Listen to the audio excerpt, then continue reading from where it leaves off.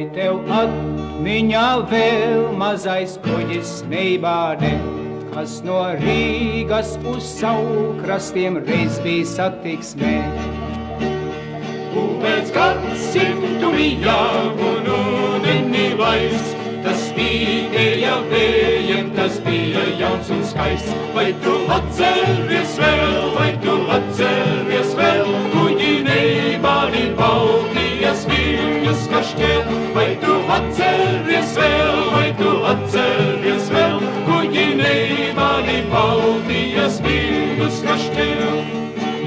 Brauca lielkungi, baroni, rēderi ar, brauca zemnieki, kalpi un rokpeļņu bari. Krāva kākuro reizi, kas vedams nu bija, reiz siļķes, reiz milti, reiz kokpilnas dzijas.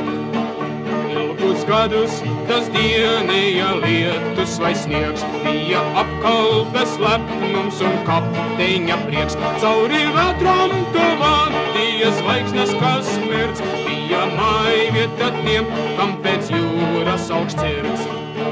Vai tu atceries vēl, kuģi neibādi Baltijas viļņus kašķēl? Vai tu atceries vēl, kuģi neibādi Baltijas viļņus kašķēl? Bet kādā rudeņa naktī bija septembris tirts, kuģi neibāde lādes bija Zviedrijas pirts. Lūkas aizmirstas, atstātas vaļā tās bija, viļņi augsti un ūdens drīz iekšā tur līd.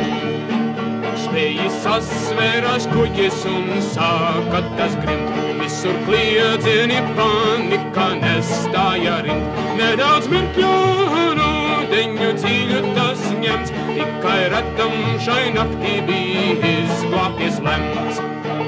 Vai tu atceries vēl, kuģi neibādi Baltijas viļņus kašķēl? Vai tu atceries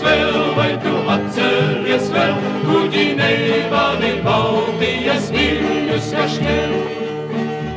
Ļaudis gaidīja ostā, kad kuģis reiz brauks, velti raudzījās tālai gan radnieks, gan draugs.